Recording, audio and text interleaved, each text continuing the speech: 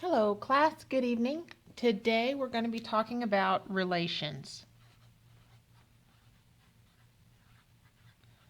Now, if you think about it, your relations are the people that you're related to, right? Y'all have things in common. You kind of go together as a group. Well, the relationship that we're primarily talking about today is the relationship between X and Y. And when we're talking about relations, okay, we're going to do a couple of vocab words here. We're going to talk about domain. Domain is, and box that because it's important. Domain are your X values. Okay? Domain is our X values, and we're going to talk about range. Range are my Y values. Okay? And it's as simple as that. When I talk domain, I'm talking X's. When I talk range, I'm talking Y's. Okay, so now cut this out of the paper that I gave you. Let me zoom out just a little bit, okay? Cut that out of the papers that you picked up on your way out today and go ahead and glue it down. And I'm going to tape it just because it helps me go by just a little bit faster, take up a little bit less of your time. Okay, so represent each relation as a table and a graph, then determine the domain and range. Okay, so we've done points before. If we remember, a point is talking about X and Y. Okay, so what I have here is a whole bunch of X's and a whole bunch of Y's. So what I like to do, because it helps me keep it straight, is I like to circle my my X's so that I can see them better. So I'm going to go through and circle all of my X values. Okay, so I'm going to take my X values and all I'm going to do is I'm just going to put them in my table. So I have -4, 2, 0, and -3. So now the question is, what Y goes with -4? Well, 3 does. What Y goes with 2? 1. What Y goes with 0? 3. And what Y goes with -3? -2. Okay, so we've got one part down. Now let's go ahead and graph it. So I need to graph -4, 3. -4 is my X, so I'm going to go over 1, 2, 3, 4. Then I'm going to go up 3. 1, 2, 3. And put a dot there. Now I'm going to go over +2, 1, 2, and up 1. I'm going up because the numbers are positive.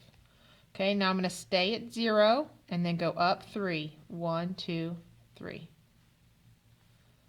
Then I'm going to go -3, 1, 2, 3, and this time it's negative, so I'm going to go down 1, 2. Okay, one last thing to do, I need to find my domain and range. Okay, now this is really, really simple. I'm going to write out the word domain. And when you're doing the domain, you're going to use fancy brackets. Now, if you can't draw a fancy bracket, it's okay. Draw a squiggly line, but do not draw parentheses. Parentheses have a different meaning. Okay, so I want domain. Domain is talking about my X values, so I want my X values. So I look at the table. I'm just going to block out the Y's. Now, I want them in order from least to greatest. So my smallest number is -4. My next smallest number, -3. Next smallest number, 0. And the last one, 2, and another fancy bracket. There we go. That's my domain.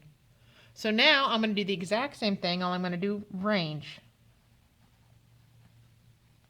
Draw my fancy brackets again. Range is talking about my Y values. So once again, I'm going to put them in order from smallest to biggest. So I have -2, 1, and 3. Now, I have 2 3's here. Because it's 2 of the same number, I only have to write it once. Remember, math people are lazy, so why write it twice if we don't have to? Okay, now pull out number 2 and glue that down below it. We're going to pretty much do the exact same thing again.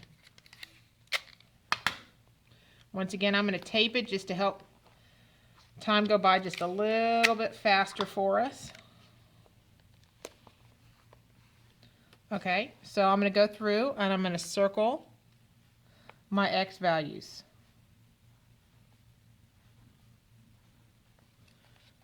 Time to put them in my table. So I have 5, -4, 2, and 3. Now what Y goes with 5? 3 does. What Y goes with -4? 1. What Y goes with 2? -5. What Y goes with 3? -4. Okay, so now I'm going to plot my points. So I'm going to go over 5, 1, 2, 3, 4, 5, and up 3, 1, 2, 3. I'm going to go -4, 1, 2, 3, 4, and up 1. I'm going to go +2, 1, 2, and then down 5, 1, 2, 3, 4, 5. +3, 1, 2, 3, and down 4, 1, 2, 3, 4. Now I'm almost done. Now I need to do my domain and range. So I have domain. Now remember, domain's talking about my X values, and I'm going to put my fancy brackets. My smallest X value is -4. Then I have 2, 3, and 5 close out my brackets. Okay, so now we're going to do range.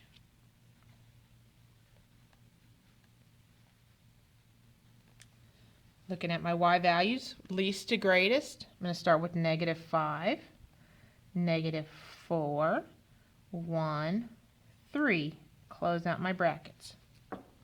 Okay, so that's essentially what we're doing today. We have one more problem. It's going to kind of mix what we did yesterday with what we're doing today. So we're going to turn the page, take out problem 3,